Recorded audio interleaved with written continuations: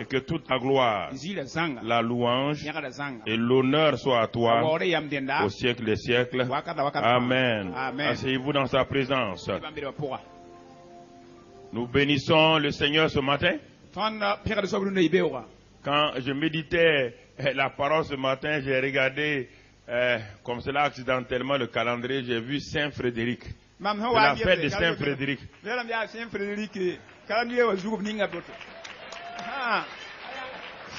Saint Frédéric, voilà. Merci Saint Frédéric. Alléluia. Gloire à Dieu. Gloire à Dieu. Nous sommes très heureux d'être des enfants de Dieu. Dis à ton voisin, je suis heureux d'être enfant de Dieu. Je suis heureux d'avoir un si bon père. Il est un père d'amour, un père de grâce, un père de bonté. J'aime sa présence. Sa présence me plaît. Elle me procure la joie et la paix. Et je veux demeurer dans sa maison, dans sa présence, de façon permanente. Merci Père de ce que tu manifestes ta présence autour de moi, en moi. Amen. Ce matin, nous allons méditer ensemble avec ceux qui suivent sur le net. Nous vous saluons, vous tous qui êtes fidèles partout, que la grâce de Dieu soit avec vous. Et nous bénissons le Seigneur. J'aime vous informer, notre église de Washington vient d'avoir sa licence de reconnaissance par l'État de Washington. Ça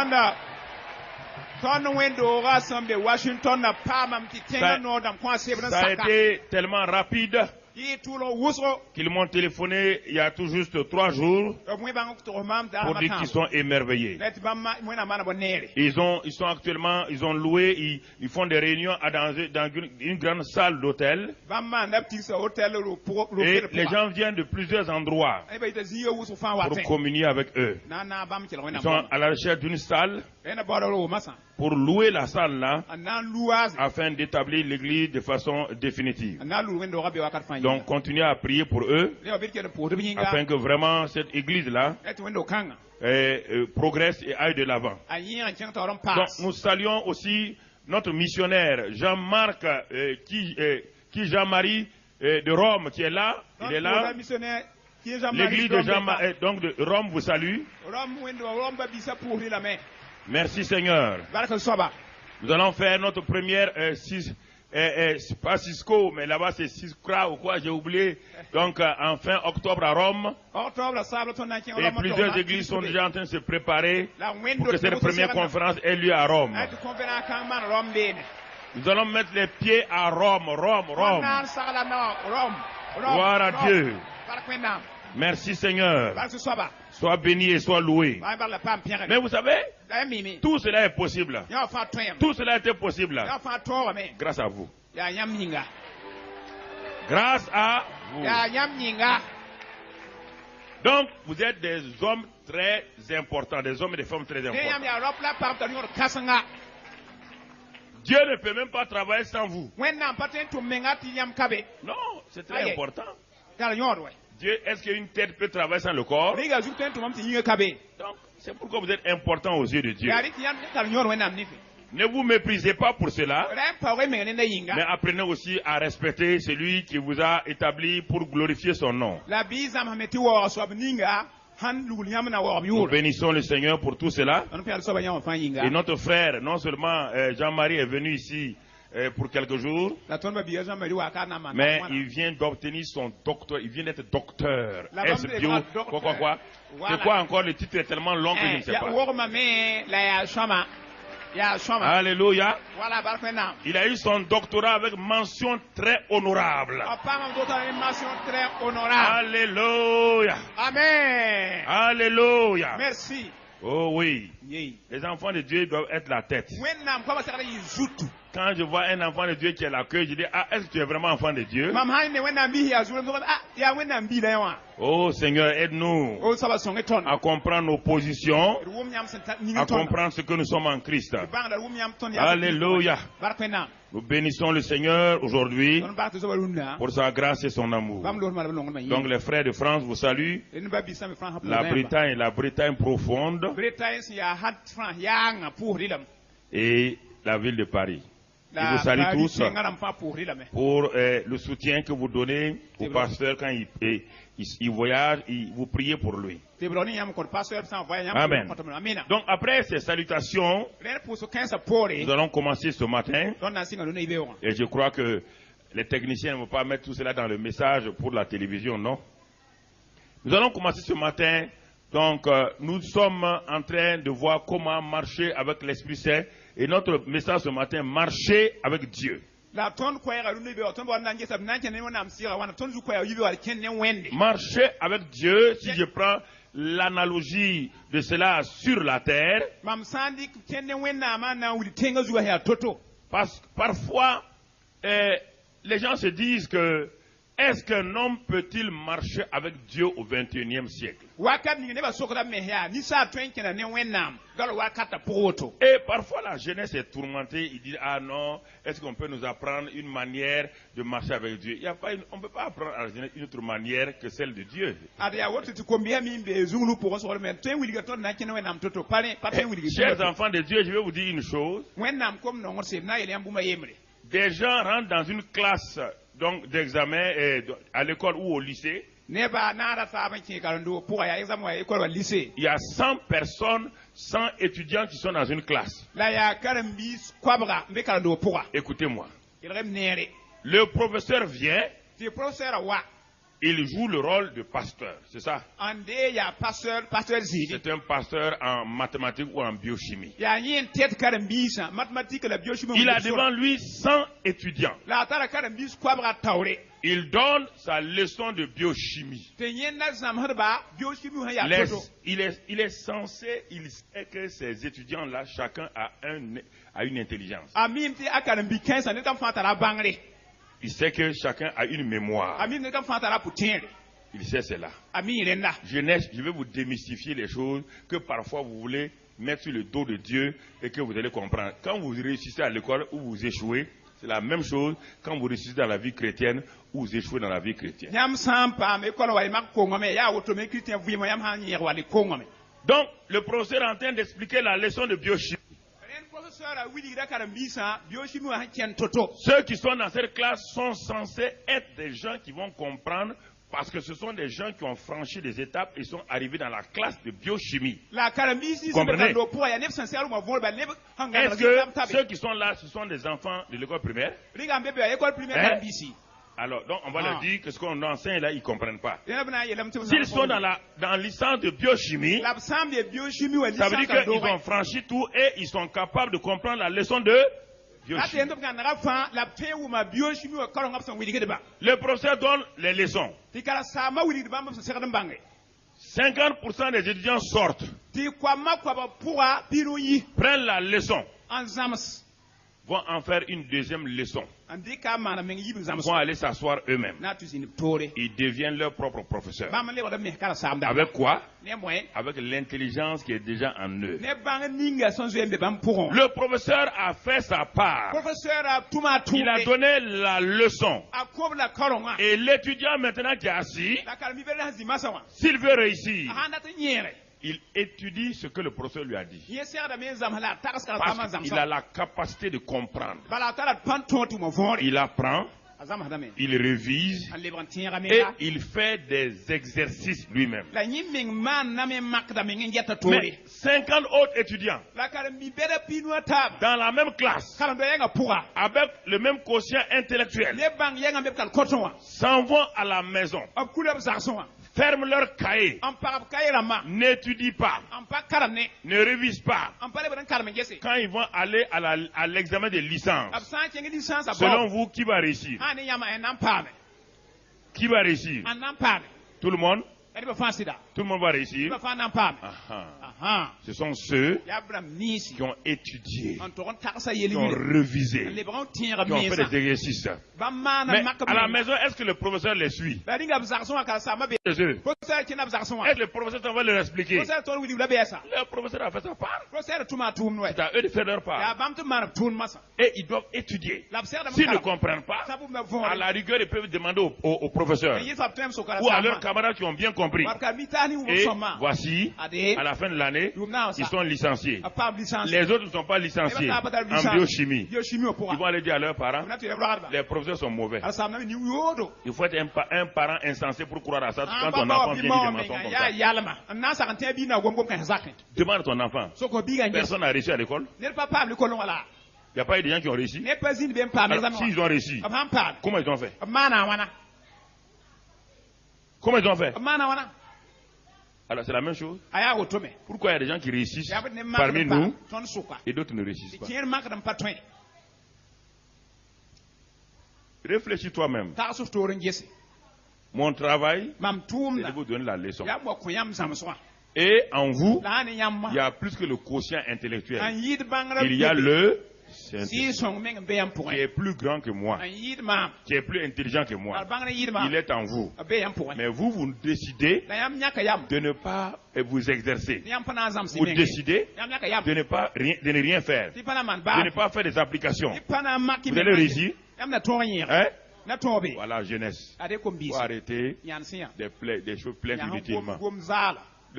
Vous voulez qu'on fasse quoi? On vient ouvrir votre cerveau et mettre les choses là-dedans? C'est celui qui applique ce qu'il a appris qui réussit. C'est ce que l'État a appris là, qu'il met en exergue, qu'il réussit.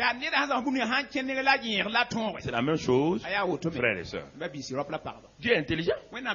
Pour les choses matérielles, il a mis un conseil intellectuel. Pour les choses spirituelles, il a donné le Saint-Esprit. Donc, ton succès, ta réussite, ne dépend pas du professeur, ni du pasteur, ni de Dieu. Ça dépend de toi. C'est la même chose, marcher avec Dieu. Marcher avec Dieu est une responsabilité personnelle. Marcher avec Dieu, ça dépend de moi et non pas de Dieu. Marcher avec Dieu est une décision personnelle que je prends sur la base de ce que j'ai reçu comme information ou enseignement. C'est pourquoi le prophète Amos dit dans Amos 3.3. Amos 3.3. Le prophète dit, Amos 3.3. Voilà ce qu'il nous enseigne ce prophète-là. Il nous parle et il nous dit ceci. Deux hommes marchent-ils ensemble sans en être convenus? Technicien? Deux hommes. Amos 3.3. Vous avez eu le document ou pas? Deux hommes marchent-ils ensemble sans en être convenus?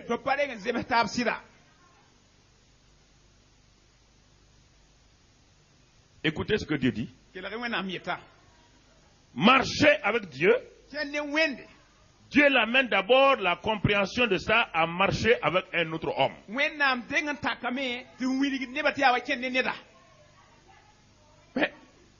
Mais réfléchissez un peu.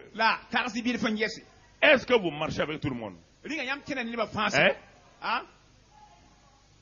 Vous êtes sur la terre avec tout le monde. Est-ce que vous marchez avec tout le monde? Alors, ceux avec qui vous marchez là, n'essayez pas d'être... Quand vous êtes chrétien, n'essayez pas d'être bête. Vous êtes intelligent. Continuez à être intelligent. Mais quand ils deviennent chrétiens, ils deviennent bêtes. Comment on va marcher avec Dieu? Comment tu marches avec ton ami? Pourquoi toi tu ne marches pas avec tous les jeunes gens de Ouagadougou? Mais c'est ça. Pourquoi tu ne marches pas avec tous ceux de Ouagadougou? Pourquoi tu ne marches pas?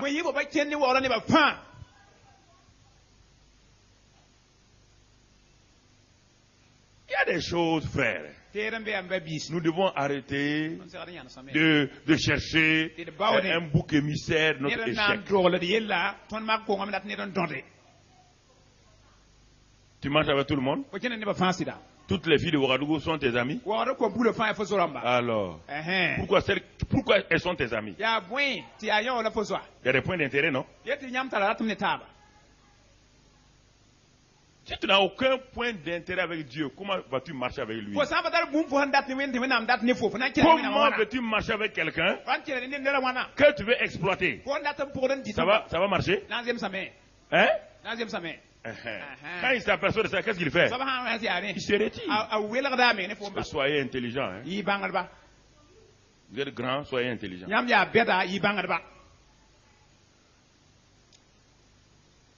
Soyez intelligent. Et soyez courageux.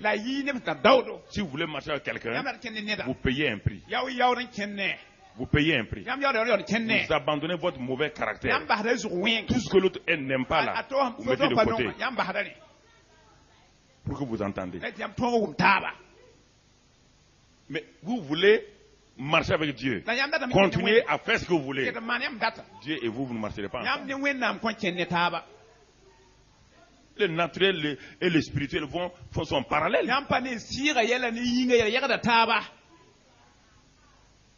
Deux hommes marchent-ils ensemble sans être au préalable d'accord? Dieu dit, réponds toi-même. Hein? Moi, je n'ai pas à répondre. Toi-même, tu es grand, tu réponds. Bien-aimés frères et sœurs, allons dans Hébreux 11, verset 5.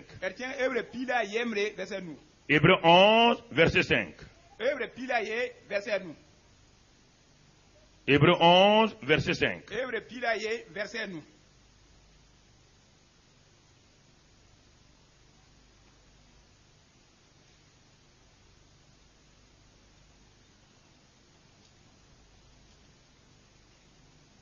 Hébreux 11, verset 5 nous dit ceci.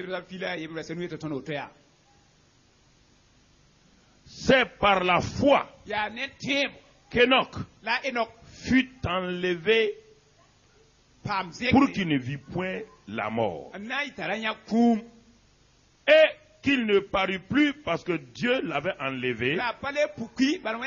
Car avant son enlèvement, il avait reçu le témoignage qu'il était agréable à Dieu.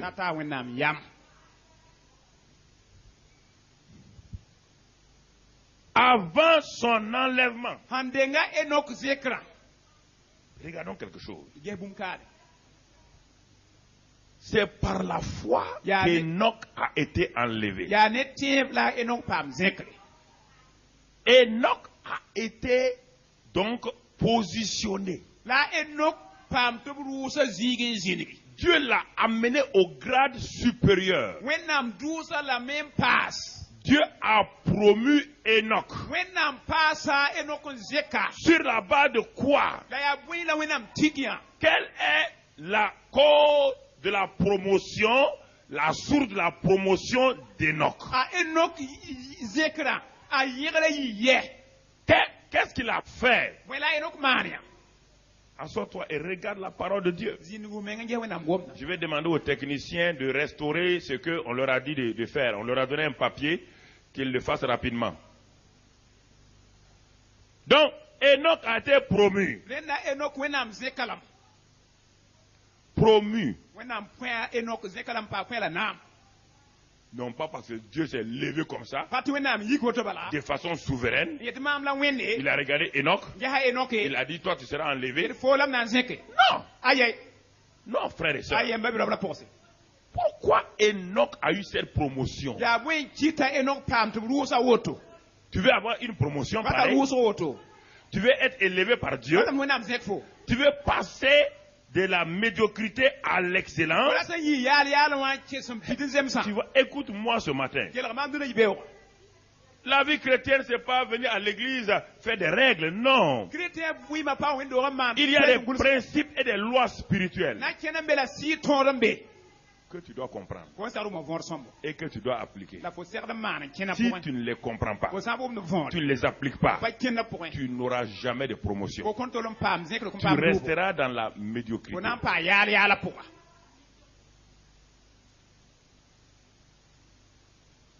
Enoch a été enlevé. Mais avant que Enoch n'ait été enlevé, qu'est-ce que la Bible dit? Relis le même passage. Relis ça. Mets ta main là-bas.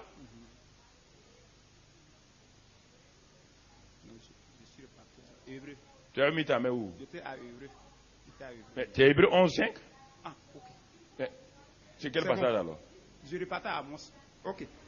Or, sans la foi, il est impossible. Non, pas vrai. Hébreu 11, verset 5. Si tu es déconnecté avec moi, tu vas t'asseoir tout de suite. C'est par la foi qu'Enoch fut enlevé pour qu'il ne vit point la mort. Et il fut enlevé pour qu'il ne vit pas la mort. Mais la foi d'Enoch là, c'est quoi exactement? C'est ça qu'il faut comprendre. Quelle est la foi? Est-ce qu'il est s'arrêter? J'ai la foi?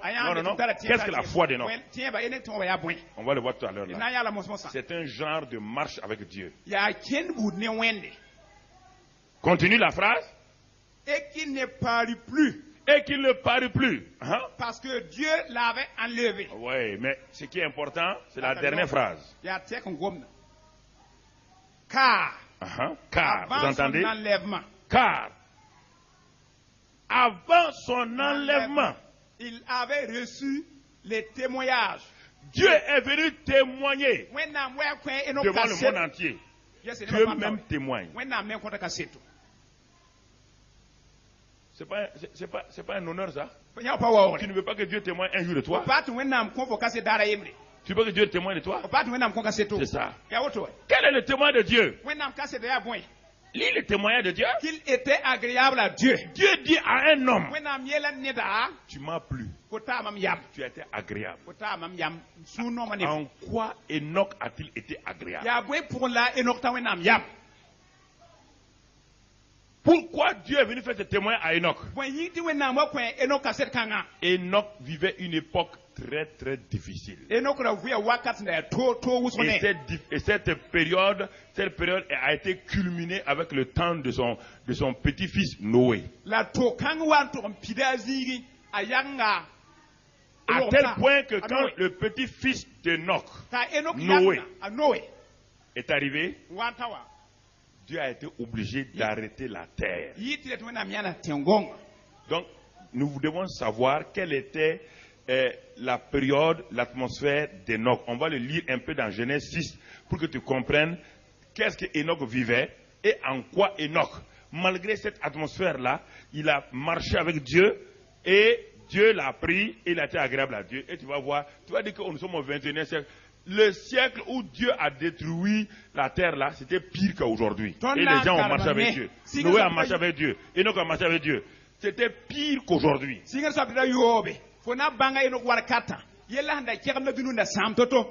raconte pas des problèmes. Là, s'il y a la corruption, si toi tu n'es pas corrompu, il y a un problème. S'il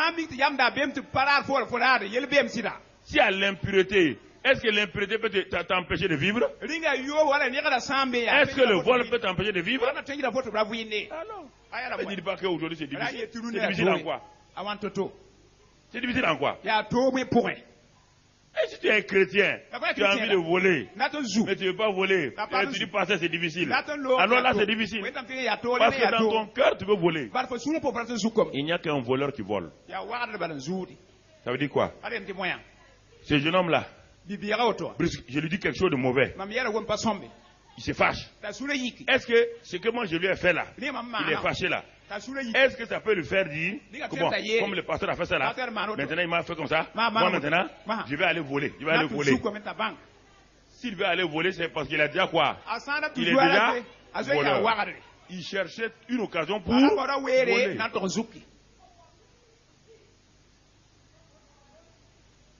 Vous entendez? Ne me racontez pas des histoires. Ah, on m'a fait ça. Donc maintenant, je me veux commettre fornication. Vous voulez commettre fornication. La fornication était en toi il y a longtemps.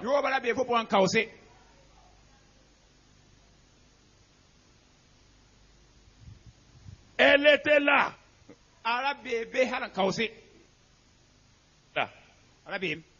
Il faut arrêter de flatter. Attention, hein. Il faut arrêter. Vous ne pouvez pas me tromper, moi. Hein. Vous me voyez arrêter comme ça. Il ne faut pas essayer de me tromper. J'ai trop petit. Trop petit. Il n'y a pas quelqu'un qui va me tromper sur la terre, là. Je connais mon Dieu, je connais ma Bible. Ce que la Bible a dit, là. C'est ça que moi je suis. Tout ce que tu vas venir me dire, il y a ceci ou cela. Moi je t'écoute. Tu veux faire ça? Il faut aller. Des gens ont fait ça avant toi. Ils ont fait ça avant toi. Ils n'ont pas réussi. Tu n'es pas intelligent pour voir ce qu'ils ont fait. Ah non, non. Quand même, on est des jeunes, on peut. Continue. Genèse 6. Regardons le contexte de la vie d'Enoch.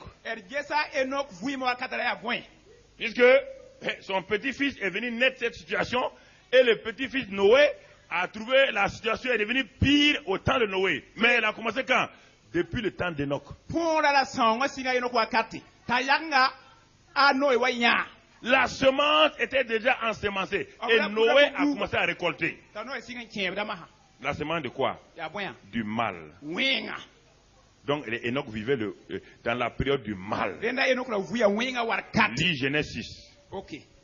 Verset 1. Lorsque les hommes eurent commencé à se multiplier sur la part de la terre et que des filles leur furent nées, les fils de Dieu virent que les filles des hommes étaient belles et ils l'en prirent pour femmes. Les fils de Dieu. Ceux de la maison de Dieu, quand on dit les filles de l'homme là, des hommes là, il faut bien comprendre. Parce que parfois notre Bible en français nous crée des problèmes. Ça veut pas dire, quand on dit filles de Dieu, on n'a pas de fils des esprits. Les esprits n'ont pas de fils. On ne parle pas des démons. Les démons n'ont pas de fils. Ceux qui marchaient avec Dieu ont commencé à faire des compromis avec ceux qui ne marchaient plus avec Dieu. C'est eux qu'on appelle les filles des hommes. Voilà. Et continue. Parmi toutes celles qu'ils choisirent. Ouais. Alors l'Éternel dit, mon esprit ne resterait pas à toujours dans l'homme. Pourquoi? Car. Pourquoi? Car l'homme n'est que chair. Oui, voilà. Oui, bien. Okay. Quand on tombe dans la carnalité ou dans la chair, c'est-à-dire on ne marche plus selon l'esprit, l'esprit de Dieu dit, mais pourquoi vais-je rester ici alors que cet homme ou cette femme-là, la seule chose qui lui intéresse, c'est de marcher dans les œuvres de la chair. C'est ça.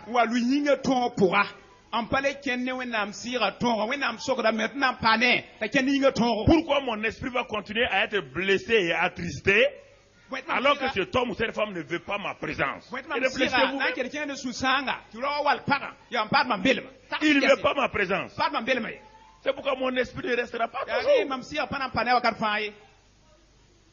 Mais ce n'est pas fini. Regardez ce qu'on va dire de Dieu. Continue. Okay. Les géants étaient sur la terre en ces temps-là. Oui, continue. Après que les fils de Dieu furent venus vers les filles des hommes et que leur eurent donné des enfants. Ce sont ces héros qui furent fameux dans l'Antiquité. Oui. L'Éternel vit que la méchanceté des hommes était grande sur la terre. Qu'est-ce qu'il a vu? La méchanceté des hommes était grande sur la terre. Ça n'a pas commencé au temps de Noé. Non. C'est arrivé au summum au temps de Noé. C'est arrivé au plafond. Dieu ne pouvait plus supporter. Donc, depuis le temps d'Adam, la méchanceté a commencé. Elle a grandi. La méchanceté a grandi. La méchanceté a grandi. Noé et Enoch est né trouver la méchanceté qui grandissait. Et c'est le petit-fils d'Enoch qui est arrivé, il a vu, c'était arrivé au sommet. Mais malgré tout cela, Noé était un homme juste. Même malgré le fait. Malgré le fait que les gens étaient méchants là, Noé a décidé de ne pas suivre la méchanceté des hommes. C'est une décision personnelle. C'est une décision personnelle. Tu en as la capacité. Et lis pour terminer la phrase. Que toutes les pensées de leur cœur. On dit toutes les pensées. Toutes leurs pensées. Était quoi? se portait chaque jour uniquement vers le mal. Se portait chaque jour uniquement vers le mal. Est-ce que le monde aujourd'hui est arrivé à ça? Hein? Alors, comment Noé et Enoch ont fait pour vivre? Pour dire qu'aujourd'hui, la jeunesse ne peut pas vivre comme ça. On ne peut pas vivre comme ça. Qui vous a dit ce mensonge? Qui vous a dit ce mensonge? Comment j'ai fait pour vivre en tant qu'étudiant? Et dans un pays où on dit que quand un évangile va là-bas, il rentre dans le cimetière en France. Je te pose la question. Vous parlez de Dieu, mais c'est un problème. Parler de Jésus-Christ dans la rue, tout le monde te regarde avec un air comme si tu viens d'une autre planète. Je pose la question. Dieu m'a fait convertir là-bas pour que je comprenne beaucoup de choses. Au moment où les enfants des chrétiens évangéliques quittaient le Burkina pour aller faire des études en France et ils tombaient, ils abandonnaient Dieu, c'est en ce moment, moi, musulman, ils devenaient chrétiens en France. Et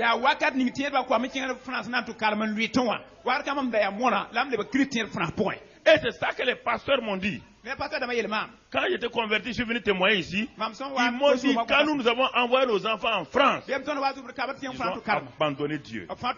Et toi, qui es musulman, tu quittes, tu vas te convertir là-bas et tu es resté ferme. Ah, donc ta conversion est réelle. Mais ce n'est pas la conversion seulement qui est réelle. C'est quelle est la décision? Quand au restaurant universitaire, un restaurant aussi grand que ça, je m'asseyais avec mon plat, il fallait rendre grâce à Dieu. Il fallait fermer les yeux, remercier Dieu. Je sais que tous les étudiants vont rire. Ils me connaissent. Ils vont me regarder. Ah, Mamadou, qu'est-ce qu'il fait? Je suis en train de remercier Dieu. C'est pas Dieu qui a fait le repas. Il faut remercier les cuisiniers. Il faut remercier le Sénou. Mais moi, je priais. Toi, tu as honte, tu ne veux pas prier devant les étudiants. Tu as honte, tu ne veux pas prier au bureau. Et tu veux que Dieu te... c'est ça votre problème. Ah.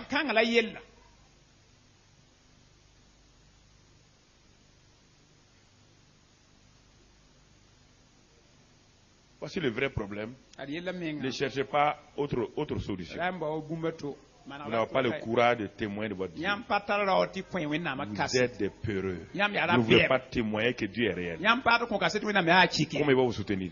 Quand il dit si tu me renies, les jours que tu m'appelles, je ne viens pas aussi. Voici votre problème.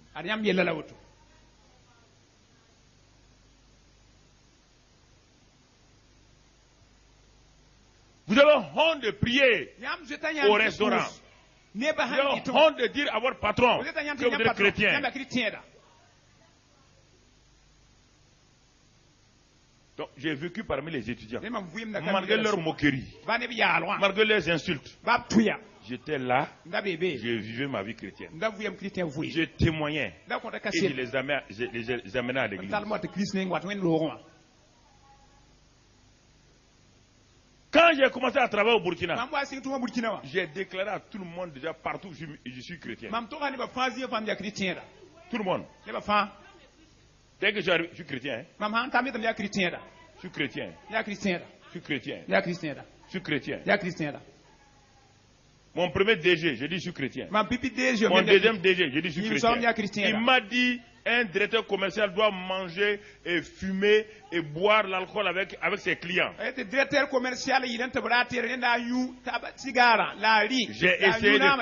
J'ai essayé de faire semblant.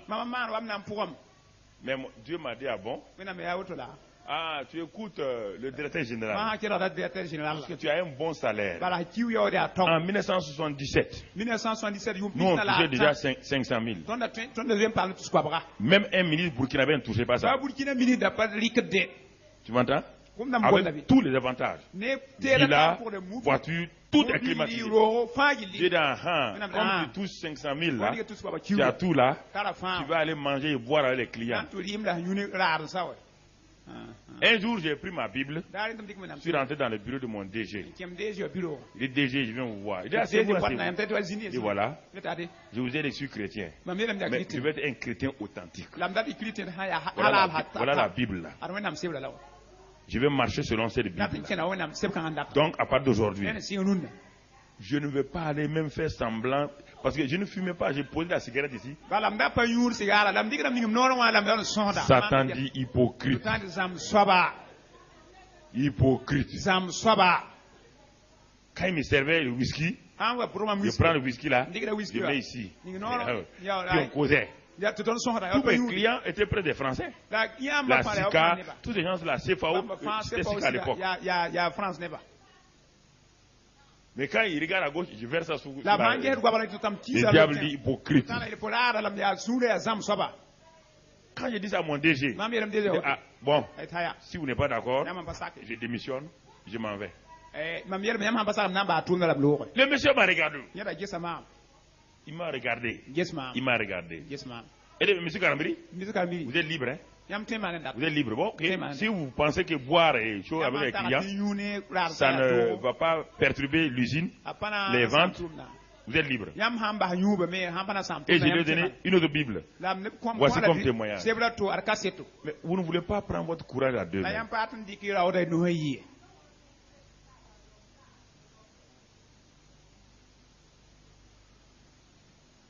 Chacun des présidents du Burkina que j'ai rencontrés, les anciens, j'ai donné à chacun, je me suis assis avec eux comme ça. Je leur ai parlé de Christ, j'ai donné Bible. Sous la révolution, j'ai vu l'autre, j'ai lui ai donné Bible. Là-bas, vers la Croix-Rouge, il y avait une maison des autres là-bas. On lui a donné Bible. J'ai donné une Bible à chacun en leur parlant. Vous ne voulez pas avoir le courage? Est-ce que j'avais des cheveux blancs à l'époque? Non. Tu n'as pas de cheveux blancs?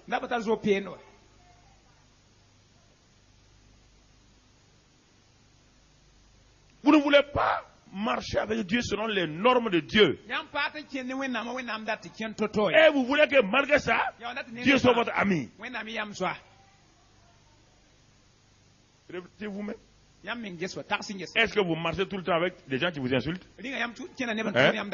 Mais alors, est-ce que vous marchez tout le temps avec des gens qui vous disent que vous n'êtes rien? Si tu dis à Dieu tout le temps qu'il n'est rien, que c'est ce ou c'est là, tu veux qu'il marche avec toi?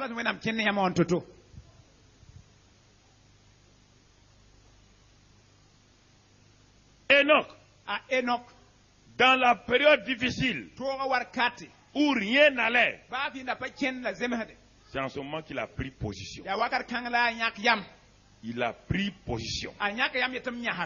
Parfois, nous sommes préoccupés par le ministère et autres. C'est pas le ministère aller. C'est facile d'aller prêcher dans les églises, guérir des malades. C'est difficile d'aller au marché parler de Christ. C'est facile de se promener, aller dire que dans les églises que Jésus est fort, Jésus est fort. Va dire en ville là. Va dire à tes camarades que Jésus est fort. Va leur témoigner de Jésus. Enoch a pris position. Avec respect, il n'a pas honni quelqu'un. Non. Non, mon frère. Non, ma soeur. Non. Ça, c'est très important. Donc, on va retourner maintenant à la vie d'Enoch dans Genèse. Pour voir comment cet homme a fait pour être enlevé. Et qu'il a plu à Dieu à tel point que Dieu lui a rendu témoignage. Retournons dans Genèse 5. Ouvrons nos Bibles dans Genèse 5.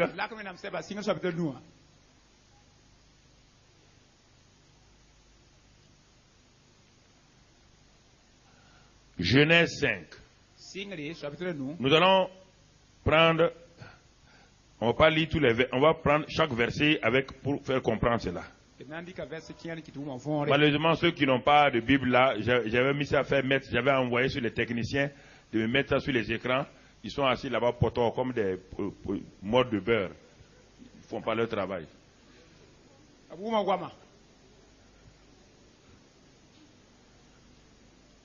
Ça c'est quoi?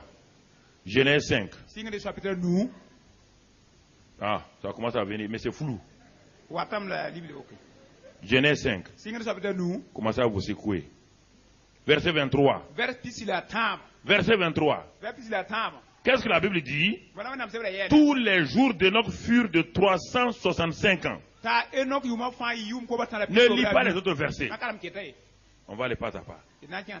On te dit tous les jours d'Enoch sur la terre. Toutes ces années sur la terre. 365 années. C'est aussi parfait que le nombre de jours de l'année. 365 jours. Voilà le nombre des années d'Enoch. Pourquoi Dieu nous dit cela? Il va nous expliquer pourquoi il a dit que Enoch a vécu 365 jours. Mais avant Enoch et après Enoch. Quand on parle de la vie de ceux qui ont précédé Enoch, ceux qui sont venus après Enoch, il y a toujours deux expressions. Telle personne a engendré, il a eu tel âge et il est mort. Lisez, vous allez voir. Tout le monde est mort. Avant Enoch, tout le monde est mort. Après Enoch, tout le monde est mort. Voici un homme qui arrête le processus de mort. Qui arrête le processus du mort. Alors que Dieu a dit, l'âme qui pêche est celle qui mourra. Lui, il a arrêté ça. Comment a-t-il fait pour arrêter ça? Lui, c'est la mort physique.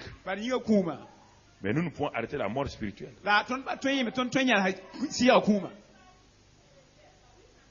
Qu'est-ce qui s'est passé? Pour qu'un homme dise à Dieu, montre à Dieu, oblige Dieu à ne pas appliquer la mort sur lui. Comment un homme sur la terre a pu faire ça?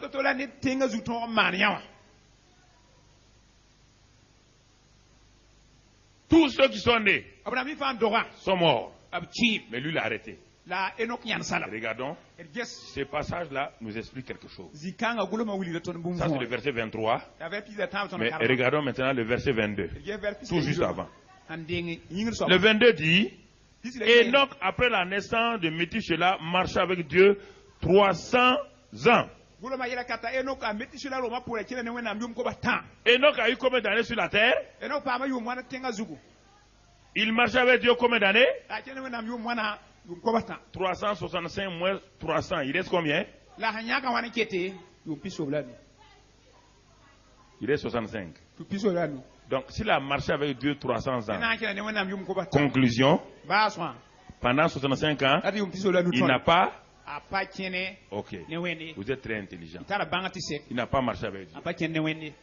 Alors, comment quelqu'un qui ne marchait pas avec Dieu est arrivé à changer, marcher avec Dieu jusqu'à ce que Dieu l'ait pris? C'est tout le secret que nous voulons voir. Il a eu un mauvais commencement. Il a eu une bonne. Donc la fin d'une chose vaut mieux que son. Faites attention à ça. Donc ce matin-là, tout ton avenir peut changer. Jusqu'à présent, tu n'as pas marché avec Dieu. Tu ne savais même pas comment marcher avec Dieu. Pas de croire que marcher avec Dieu là, tu venais à l'église et aller prêcher, chasser les démons. Non, ça n'a rien à voir avec marcher avec Dieu. Ça, c'est le ministère. Ne confonds pas le ministère et marcher avec Dieu. Marcher avec Dieu, c'est ta relation. Si deux amis marchent ensemble, l'un est docteur, l'autre est agriculteur. Est-ce qu'on leur parle, on dit de faire le travail? Non, leur relation. On ne parle pas de leur fonction. On dit collègue de bureau. On ne dit pas ami de bureau. Ça n'existe pas. Collègue de bureau. Camarade de travail. Mais Dieu n'a pas de collègue. Toi, tu es collègue de Dieu.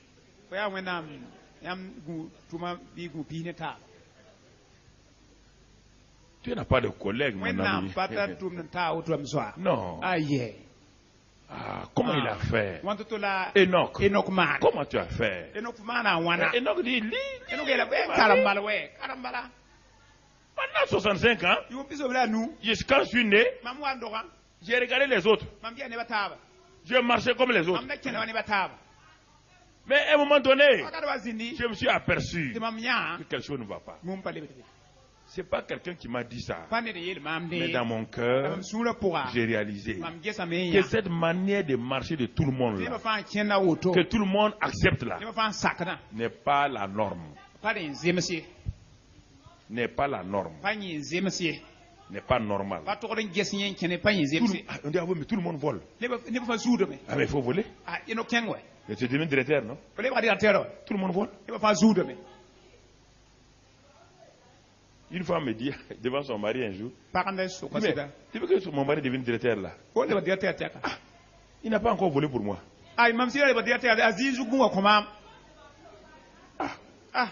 Mais j'étais choqué. Le mari me a souri comme ça. Il dit, donc la nomination de ton mari là, c'est pour voler.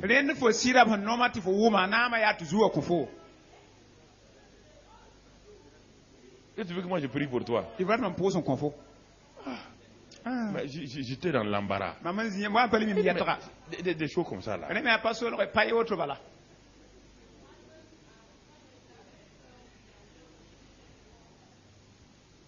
Il faut qu'il vole vite avant qu'on le remplace.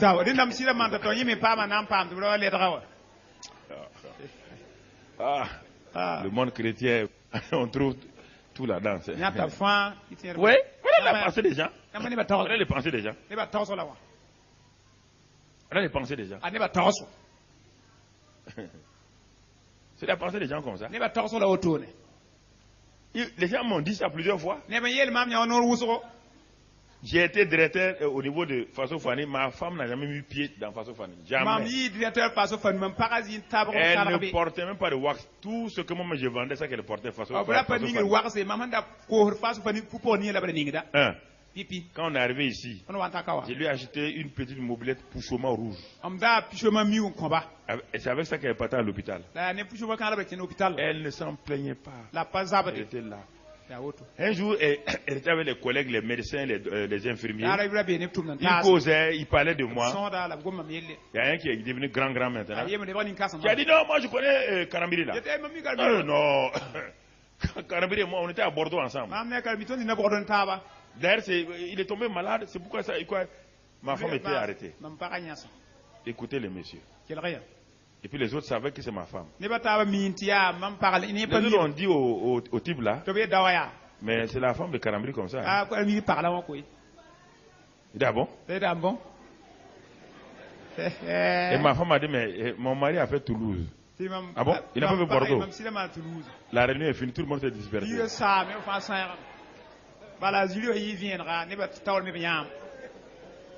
Le type est grand type aujourd'hui. Hein. Quand il me voit chaque fois, il est gêné. Moi, je l'appelle patron, chef. Il ne veut pas vous dire son titre, sinon vous allez le connaître.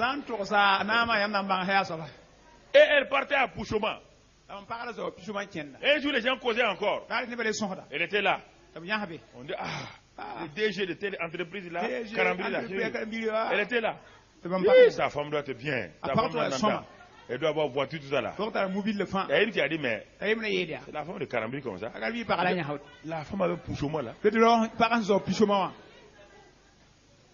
Moto. Même pas voiture. La femme du DG. C'est ça mon frère. Il faut comprendre. L'intégrité. C'est une décision personnelle. L'intégrité, ce n'est pas une affaire que Dieu va t'imposer ou Satan. C'est une décision de cœur. Et si vous décidez d'être intègre, Dieu vous soutient. Dieu commence à marcher avec vous. Dieu commence à être votre compagnon. Dieu est prêt à se montrer avec vous. Vous comprenez? Il n'aura jamais honte de vous. Il est prêt à vous soutenir. Il est prêt à apparaître à vos ennemis. Il est prêt à se révéler à tous vos ennemis quand vous marchez avec lui. C'est normal? Personne ne va aller se montrer ami avec le plus grand voleur du pays. Même si c'est ta famille, quand tu le vois venir, tu te caches un peu. Pour qu'on ne sache pas que tu le connais. Chose. Est-ce que tu veux que Dieu marche avec toi? Commence à marcher avec lui. Commence à discerner ce que Dieu veut. C'est ça, Enoch. C'est ça. 365 ans de vie. 300 ans de marche. 65 ans où on n'a pas marché avec Dieu. C'est ça. Enoch a regardé. Il a regardé. Il a regardé. Et puis au verset 24, il dit Enoch marchait avec Dieu. Puis il ne fut plus parce que Dieu le prie. Parce que Dieu le prie. Et Hébreu nous a dit que Dieu l'a pris. Et quand le chrétien est comme ça, quand tu veux parler de marcher avec Dieu, non, il ne faut pas exagérer. On est au 21e siècle là. On est au 21e siècle. 21e siècle c'est quoi? Ce n'est que 2000 ans. Le monde existe il y a combien d'années? C'est pas 2000 ans là. Le monde existe il y a combien d'années? 2000 sur 6000. C'est combien? 0,0 combien? Écoute. Au 21e siècle, ce n'est rien ça. Le monde n'existe pas à 20 siècles. C'est Jésus qui est venu à 20 siècles. Si tu veux marcher selon le 20e siècle, marche selon la référence du 21e siècle qui s'appelle Jésus. Voilà. Le 29e siècle est en référence avec Jésus, pas avec le monde. Frères et sœurs, ah oui, il faut comprendre les choses. Continue. Ils sont étrangers à la vie de Dieu. Ah, ils sont étrangers à la vie de Dieu. Toi, tu vas aller t'asseoir. Tes amis, c'est des gens qui sont étrangers à la vie de Dieu. Hey, chrétien, je voudrais parler à tout le monde. Qui est ton ami? Qui tu fréquentes? Qui est ton conseiller? Ils sont étrangers à la vie divine. Je n'ai pas dit de parler au travail. Hein. Non, on ne parle pas de travail ici. On ne parle pas de ne pas aller travailler chez les païens. Non, on te dit, ils n'ont pas la vie divine. Tu ne peux pas recevoir d'eux une vie. Tu ne peux pas recevoir d'eux un conseil qui va t'aider à marcher selon les voies de Dieu. Les gens n'ont pas le courage de faire des séparations. Parfois, les gens sont sentimentaux pour faire des séparations. Ils pensent, écoutez, des séparations, Abraham en a fait. Il s'est séparé de son pays. Il avait des sentiments pour son pays. Il avait des relations avec la maison de son père. Dieu a commencé à dire, Abraham, si tu veux marcher avec moi, première séparation c'est ça. Deuxième séparation, c'est son neveu Lot, qu'il appréciait beaucoup, qu'il l'a amené avec lui. Il s'est séparé. Dieu lui a dit, c'est pas un problème, sépare-toi. Il s'est séparé. Troisième séparation, c'est se séparer de Agar et d'Ismaël. Vous ne pouvez pas. Il s'est séparé d'Agar et d'Ismaël. Ismaël vient de ses entrailles. Mais Dieu a dit, sépare-toi. Il faut avoir le courage de se séparer. Quand Dieu dit sépare-toi, vous voulez vous créer des problèmes. Les Ismaël vont vous créer des problèmes. Et les Agar vont vous créer des problèmes. Dieu dit sépare-toi. Ah, mais j'ai eu un enfant avec cette femme-là. Ça ne fait rien. Agar n'a pas eu un chat avec l'enfant. Dieu a dit sépare-toi. Tu vas te créer des problèmes. Sépare-toi. Sois courageux là. Sépare-toi.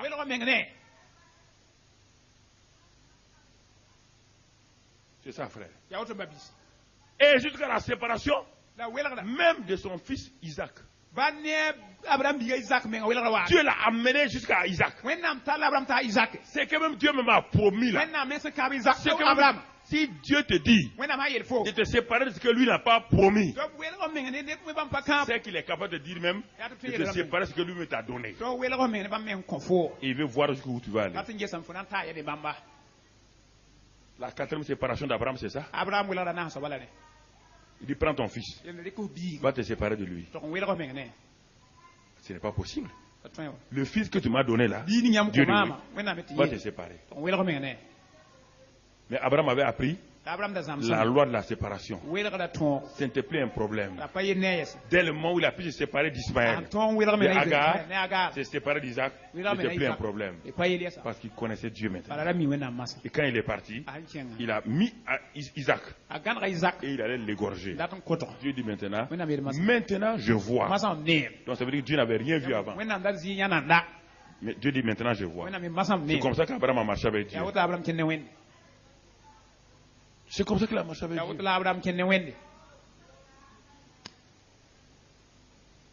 C'est comme ça, frère. Marcher avec Dieu. Ce n'est pas mauvais. Dieu n'a pas dit qu'il va te faire de mauvaises choses. Dieu dit à Abraham, ne t'inquiète pas pour Ismaël. Je vais le bénir. Je vais bénir. Mais pour moi là, tu as un destin sur la terre. Pour moi, ne laisse pas que Ismaël soit une corde à ton pied. Coupe la corde. Sinon Ismaël ne te permettra jamais de voler. Coupe la corde. Moi Dieu, je vais le bénir. C'est pas toi le créateur d'Ismaël. C'est moi son créateur.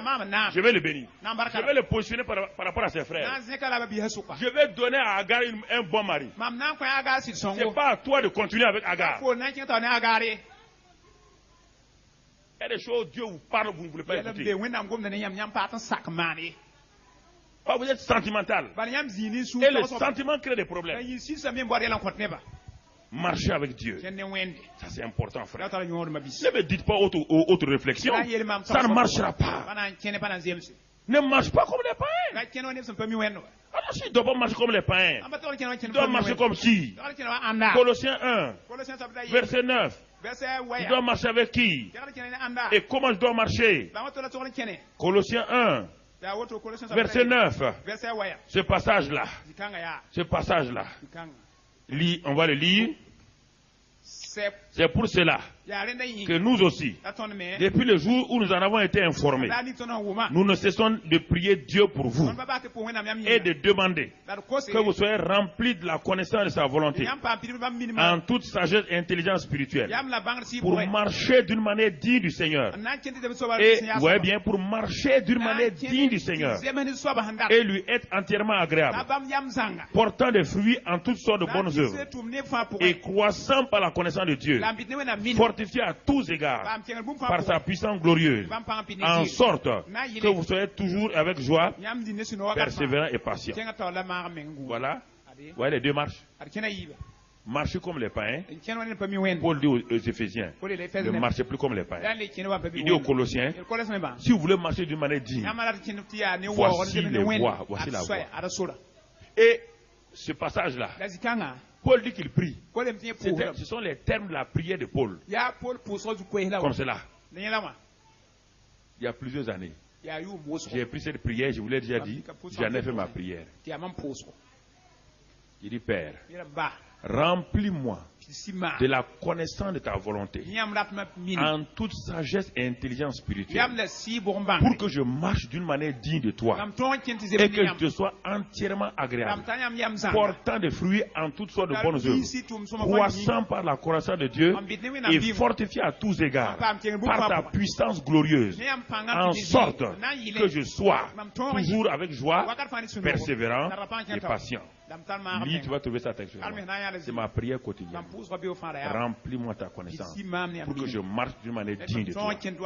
Puisque la connaissance des païens m'empêche de marcher avec toi, remplis-moi, Seigneur, de ta connaissance, de la volonté. Ce qui te plaît là, remplis-moi de ça pour me permettre de marcher avec toi. Je ne demande pas à Dieu de m'aider. Non, non, non. Je demande à Dieu sa volonté là. Quand me remplir de ça. Et pour que je marche d'une manière digne. Tu pries comme ça? Tout le temps quand toi tu pries, Seigneur, donne-moi ceci, donne-moi cela, donne-moi la puissance, donne-moi ceci ou cela. C'est la volonté de Dieu. Vous savez ça, je peux marcher. Tu veux prendre ce que Dieu te donne, aller gaspiller, comme le fils prodigue. Le fils prodigue a fait quoi? Il a pris la richesse de son père, il est parti tout gaspiller. C'est vrai que le père est amour, Ya si ba mais no. c'est que le fils a gaspillé son héritage. Ya ti biga sama. Et il a souffert inutilement. La sur sama. Il ne faut pas dire à Dieu amour, et tu vas le gaspiller les choses et ça peut te créer des problèmes. Il est parti tout gaspiller. Le père l'a accueilli. Mais lui-même, il a su que ça ne va pas. Frère. Alors, regardons ces choses. Et donc, marcher avec Dieu, premièrement, c'est se conformer à la volonté de Dieu. C'est ça, c'est la première chose. Je me conforme à la volonté de Dieu. Se conformer veut dire quoi? Conformer, transformer. Il y a deux mots. Il y a le mot transformer, c'est-à-dire métamorphose. Il y a le morpho, ça c'est la forme. Le méta, ça c'est le changement. Conformer veut dire quoi? Prendre ma forme là, donner la forme de l'autre. Dieu dit, prends ta vie. Ne l'identifie pas à celle du monde. Identifie-la à celle de ma volonté. Ma volonté a une forme. Et alors prends ta volonté et soumets-la à ça. Ça c'est le premier élément de marcher avec Dieu. Si je veux marcher avec Dieu, je dois conformer ma volonté à celle de Dieu, notre Père. Conformer mes projets, mes plans à ceux du Père. Beaucoup de gens, il est dit dans la Bible que l'homme a beaucoup de projets, mais seul le dessein de l'Éternel s'accomplit. Si les chrétiens croyaient à ça, ils n'allaient pas continuer à aller prier pour n'importe quel projet. La Bible dit que l'homme a beaucoup de projets, mais dit seul le dessein de l'Éternel s'accomplit. Ce n'est pas tes projets. Tu n'as pas dit à Dieu, j'ai un projet, priez pour moi. Non. Est-ce que le projet est dans le dessein de Dieu? Parce que Dieu t'a dit qu'il lui a des projets. Lis dans Jérémie. Lui, il a des projets. Des projets de paix. Pour toi. Donc, laisse tes projets. Va demander les projets de Dieu. Ce sont des projets de paix. Tu ne demandes pas ça. Tu conçois tes propres projets. Et tu peux présenter à Monsieur Dieu. Tu peux présenter à Monsieur Dieu. Ah, voilà mes projets. Seigneur, je vais te servir. Voilà ça. Pose ton tampon. Signe ça. Non. Je dis qu'il ne signe pas. Ce n'est pas mon dessein. Mes projets sont des projets de paix. Mais pourquoi tu es tourmenté par les projets? Pourquoi tu es inquiet? Ça ne vient pas de moi. L'inquiétude ne vient pas de moi. Mais regardez, on a vu ça. Pourquoi tu es inquiet? Marthe. Ce que tu es en train de faire là, ça ne vient pas de moi. Mais la seule chose nécessaire, regarde Marie, elle est assise à mes pieds, dans la paix, dans la joie. Pourquoi tu es inquiet? Pourquoi? Vous êtes inquiet pourquoi? Vous êtes inquiet pour votre avenir. Est-ce que vous pouvez décider votre avenir? Allez au pied du Seigneur. Vous êtes inquiet pour votre mariage. Des filles de 15 ans qui sont inquiètes pour leur mariage. Il faut les fesser un peu là. Fille de 15 ans qui s'inquiète pour ton mariage. Tu n'as même pas encore le BPC.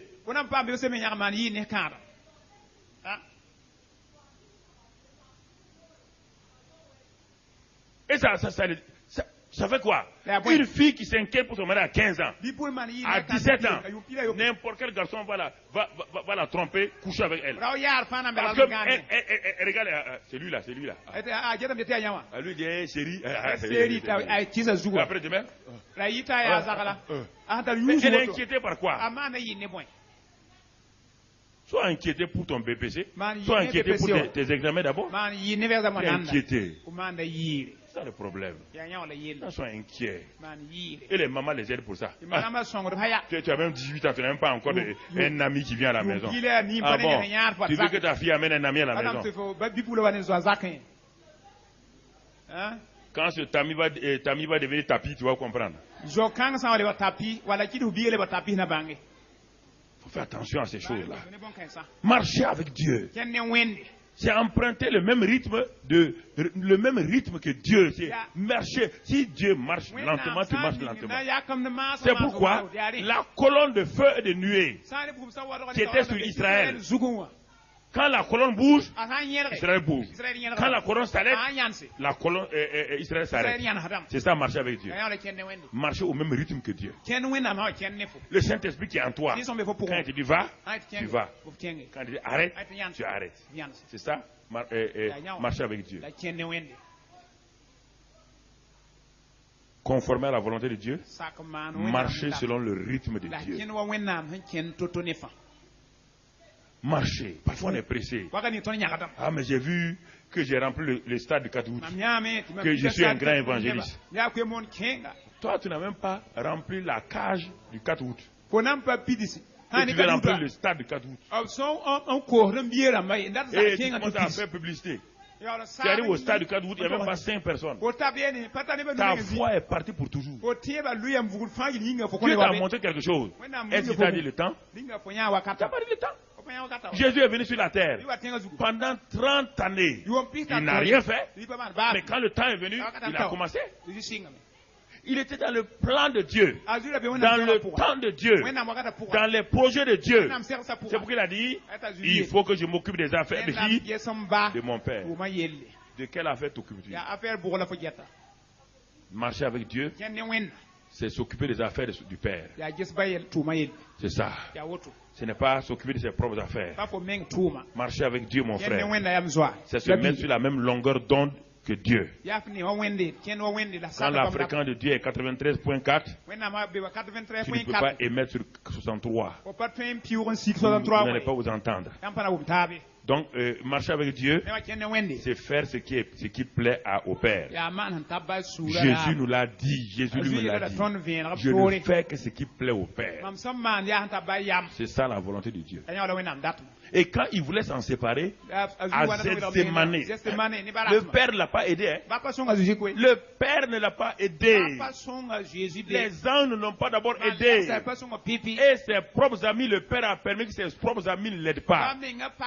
Si vous voulez marcher selon la volonté de Dieu, vous devez marcher seul. Personne ne vous aidera. C'est vous qui devez marcher, c'est votre décision personnelle. Jésus a prié 3 fois.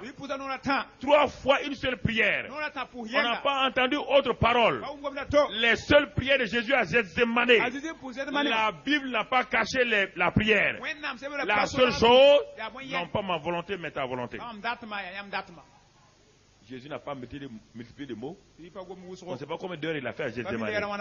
Mais quand il dit non pas ma volonté, mais ta volonté, il s'asseyait. Il y avait un combat en lui. Il y a un combat dans ses pensées. Il refusait de les exprimer. Son corps veut se révolter. Il refuse d'exprimer. Il revient pour voir ses amis. Est-ce qu'ils sont en train de prier pour lui? Il voit qu'ils sont endormis. Il part encore. Il dit non pas ma volonté, mais ta volonté. C'est la seule prière que Jésus a faite à Jésus. Il n'a pas dit Père, il n'a pas dit tu vois. Non. Il a exprimé son souci. Il a dit mon âme est triste jusqu'à la mort. Il a dit à ses amis, mon âme est triste jusqu'à la mort. Ah, je viens d'abord. Toi aussi tu es comme ça.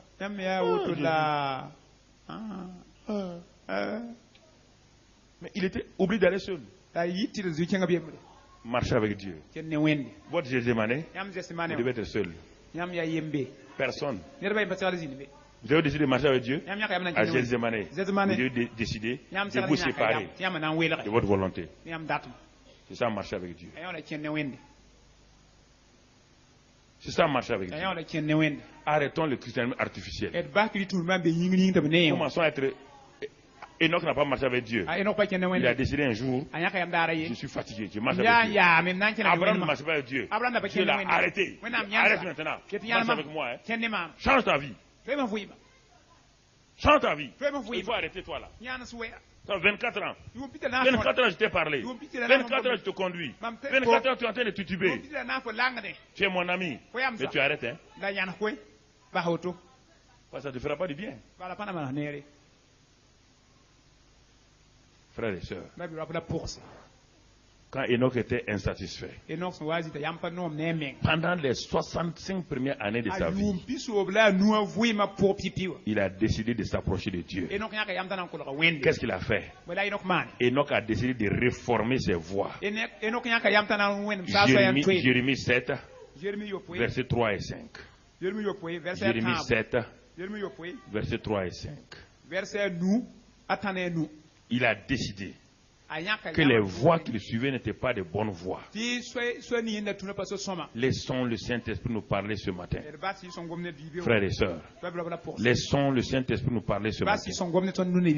Jérémie 7, versets 3 et 5. 3 et 5. Et qu'est-ce qu'il est écrit? 3 et 5. Il est écrit ici, ainsi parle l'Éternel des armées, le Dieu d'Israël. Réformez vos voies et vos œuvres, et je vous laisserai demeurer dans ce lieu.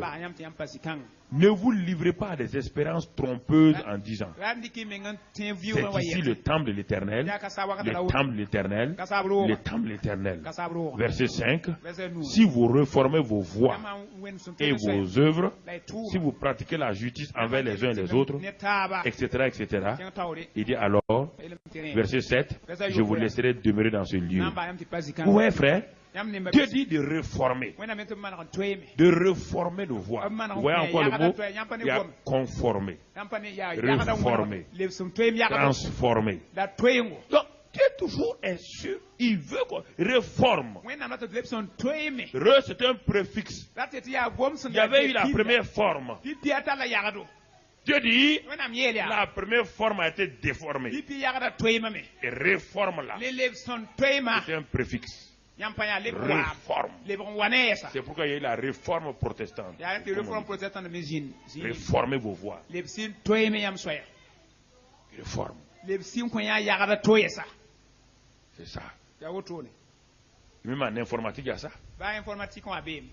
Comprenez? Frères et sœurs, les voies que tu es en train de suivre, Dieu te dit, mon fils, tu ne peux pas marcher avec moi si tu n'as pas reformé. Si tu ne reviens pas à l'original, tu ne peux pas marcher avec moi. Alors, retournant à Hébreux 11, verset 6, qu'est-ce que notre Enoch va faire? On a vu le Hébreux 11, verset 5, mais le verset 6 nous montre ce que Enoch a fait exactement. Le 5 nous montre le témoignage, le 6 nous montre qu'est-ce que Enoch a fait pour réformer. Il est dit, or sans la foi, il est impossible de lui être agréable, car il faut que celui qui s'approche de Dieu croit que Dieu existe. Encore une faute en français. Dieu n'existe pas. Dieu est. Et il est le rémunérateur de ceux qui le cherchent. Alors, donc on voit le résumé de la vie d'Enoch ici. Ce qu'il a fait. Il y a deux choses que Dieu demande. Premièrement, il dit croire que Dieu est. Il est ce qu'il dit qu'il est. Il est quoi? Enoch a regardé. Je dois croire que Dieu est. Parce que Abraham, Dieu a déjà dit, il va dire à Moïse plus tard, quand il a dit à Moïse, moi je m'appelle, je suis ce que je suis. Voilà. Donc, Dieu veut nous montrer qui il est. Dieu est. Je suis. Alors ici, Enoch a commencé à regarder. Croire que Dieu est. Et quand j'ai cru à ce qu'il est, maintenant, la deuxième chose, je dois accepter qu'il est le rémunérateur, le récompenseur de ceux qui l'ont cherché. Ceux qui l'ont cherché d'abord pour ce qu'il est, pas pour ce qu'il donne. Plein de gens cherchent Dieu pour ce qu'il donne. Alors frère, allons chercher Dieu. Pourquoi? Parce qu'on a appris qu'il donne ceci ou cela. On a appris qu'il donne ceci ou cela. Non, on ne cherche pas Dieu pour ce qu'il donne. On cherche d'abord Dieu pour ce qu'il est. Ce qu'il est lui-même. Et si tu as Dieu ce qu'il est, le reste est facile. On ne cherche pas une femme pour ce qu'il va te donner. C'est pourquoi les gens ne comprennent pas. Parce que les gens, ils ont dans leur tête, ils ont eu leur femme, leur mari d'une manière, ils pensent que tout le monde doit... Non. Il faut chercher une femme pour ce qu'elle est. Elle est une femme. Quand on dit femme là, ça veut dire femme. Ça veut dire quoi? La Bible dit que celui qui a trouvé une femme a trouvé quoi? Donc quand tu cherches une femme, tu es en train de chercher quoi? Voilà, c'est vraiment.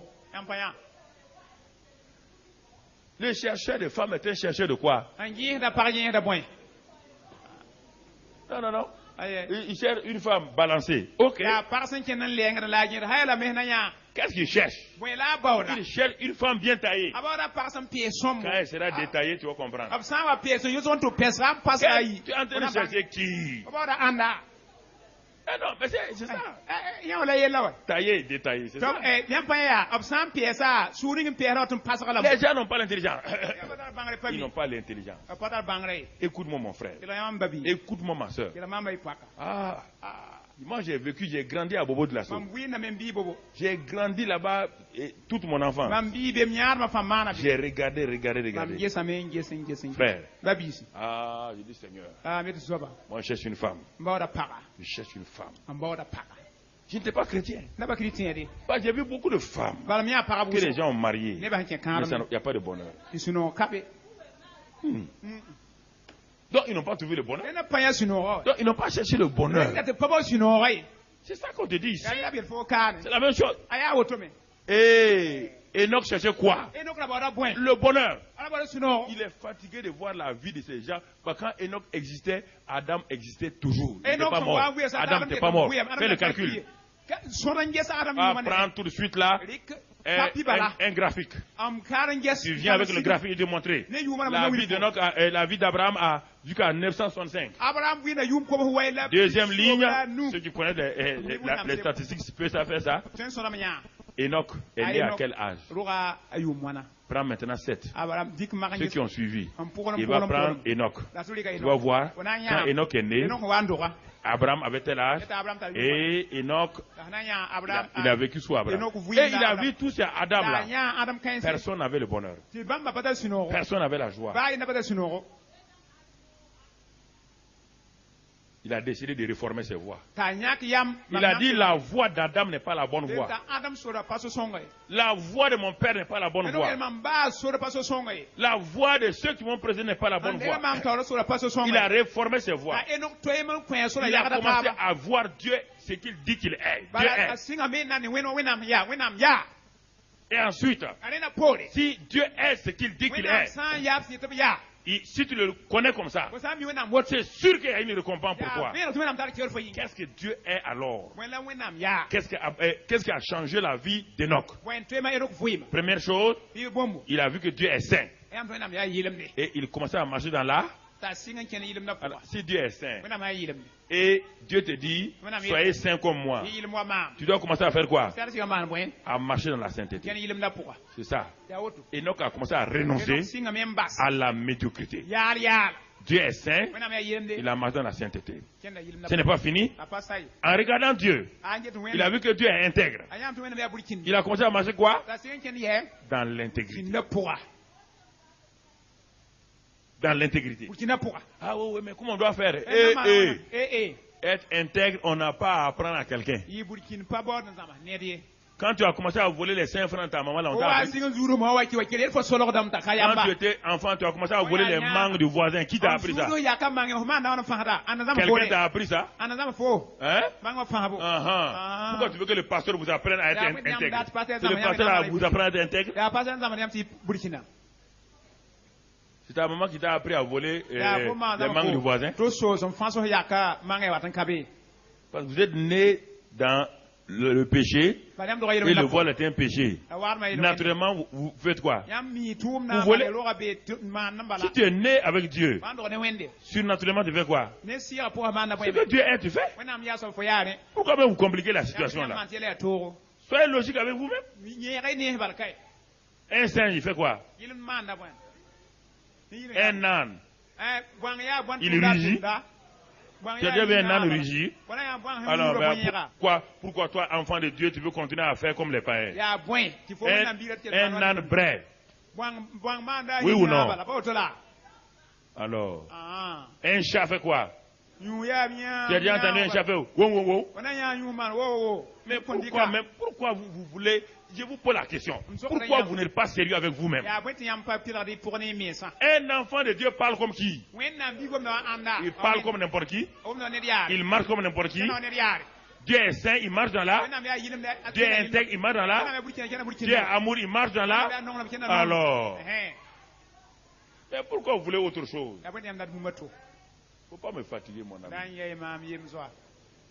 Laisse-moi avancer. Ne me fatigue pas. Ne m'arrête pas. Il y a beaucoup de choses devant.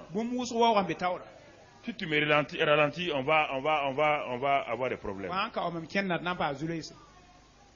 Prends toi-même en charge. Tu as tout en toi. Tu as tout en toi. Tout est en toi.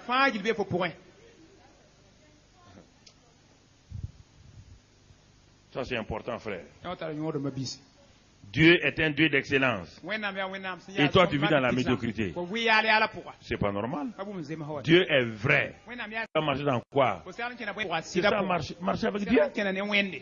Ce qu'il est, c'est ce que tu fais. Tu ne le feras pas parfaitement. Tu vas tituber. Tu vas tomber. Mais tu as décidé d'être vrai. Tu as décidé d'être amour. Tu as décidé, la Bible dit que dans cette décision-là, tu vas tomber 7 fois. 7 fois, tu vas te relever. Et tu vas continuer. C'est ça. Frère, c'est si facile et compliqué. Mais quand on veut s'asseoir, on raisonne. Nous, on est nés en Amérique. Alors, nous, on est nés en France. En Amérique, il n'y a pas de gens qui marchent avec Dieu. En France, il n'y a pas de gens qui marchent avec Dieu. Est-ce que tous les Français sont menteurs?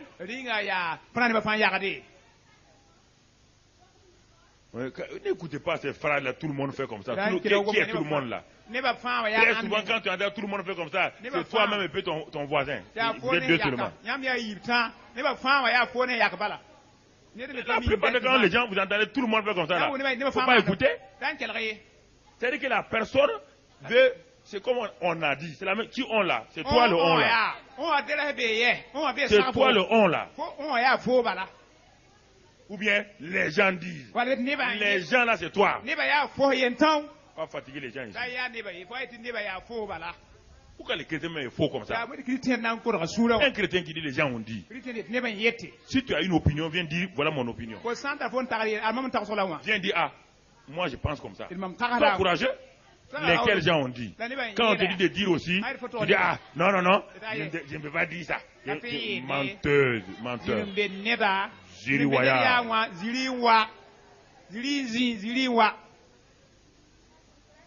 C'est ça. Arrêtons de vivre comme ça. Arrêtons de nous tromper nous-mêmes. Ça te fait quoi? Ça ne t'apporte rien. Ça ne t'apporte rien.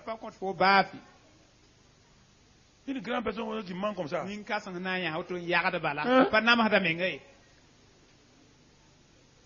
Qui ment comme ça. C'est pourquoi quand j'étais enfant, j'ai eu problème avec elle. J'ai commencé à douter des lagis. J'avais 7 ans. Mon oncle m'envoie aller voir un lagui. C'est qui il prend tout le temps les vivres.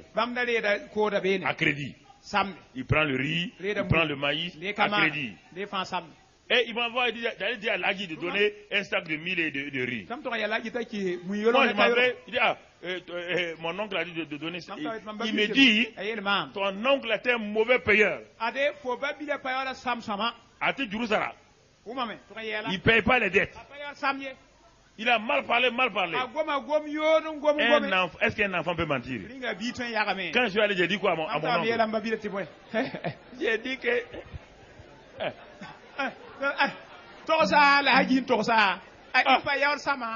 Lagui a dit que tu mens, que tu ne payes pas tes dettes. Tout ce que Lagui a dit, c'est que j'ai dit. Comme mon oncle était fonctionnaire, et les fonctionnaires à l'époque étaient très puissants, il a pris son vélo. Il dit allons-y. On est arrivé devant Lagui. Il dit Lagui, c'est toi qui as dit que je ne paie pas mes dettes. Il dit Wallahi, je n'ai pas dit ça. Mais l'enfant là, avec moi il est. C'est Lagui qui est parti. Lagui là qui dit comme ça. Jamais je ne serai Lagui. Ah oui. Ah non, non. Je refuse. Quand même. Un enfant comme ça, toi une grande personne.